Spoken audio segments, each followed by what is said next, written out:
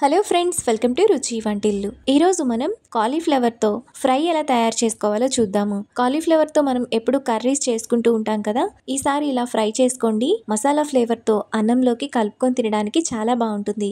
ఇంకా చపాతీలోకి కూడా బాగుంటుంది. చేసుకోవడం కూడా చాలా ఈజీ. సో లేట్ చేయకుండా వీడియోలోకి వెళ్ళిపోదాం.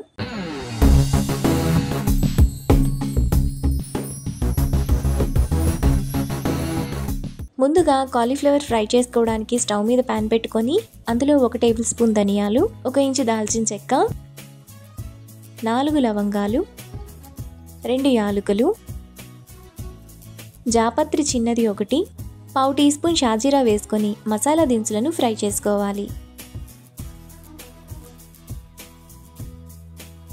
మసాలా దినుసులు కొద్దిగా వేగిన తర్వాత అందులో 2 టేబుల్ స్పూన్ల పచ్చి కొబ్బరి ముక్కలు, 1 టేబుల్ స్పూన్ జీడిపప్పు కూడా వేసుకొని మరో నిమిషం పాటు మీడియం ఫ్లేమ్లో ఫ్రై చేసుకోవాలి.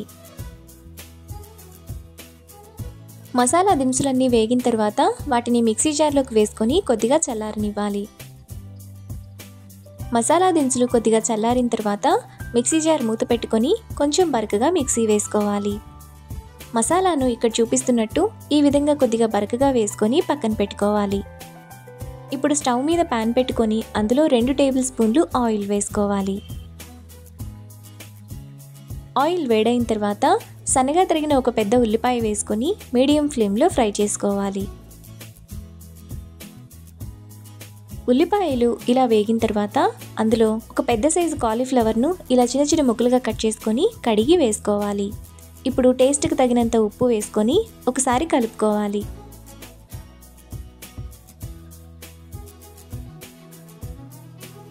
ఇలా కలుపుకున్నాక మూత పెట్టుకొని మధ్య మధ్యలో కలుపుతూ కాలీఫ్లవర్ను మగ్గనివ్వాలి. కాలీఫ్లవర్ మనకు ఈ విధంగా మెత్తగా మగ్గిపోయిన తర్వాత అందులో చిన్న చిన్న ముక్కలుగా కట్ చేసుకున్న 2 టమాటా, 1/2 టీ స్పూన్ పసుపు, 1.5 టీ స్పూన్ కారం, 1/2 teaspoon garam masala, 1/2 teaspoon అల్లం వెల్లుల్లి పేస్ట్ వేసుకొని 1 నిమిషం పాటు మీడియం ఫ్లేమ్లో కలుపుకోవాలి.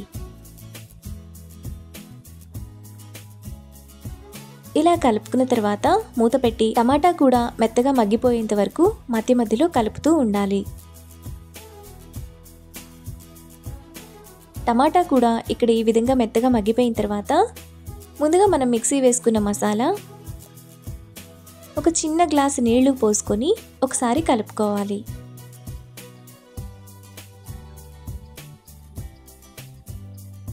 ఇలా కలుపుకున్న తర్వాత మళ్ళీ మూత పెట్టుకొని మధ్య మధ్యలో కలుపుతూ 10 నిమిషాల పాటు మీడియం ఫ్లేమ్లో ఉడకనివ్వాలి.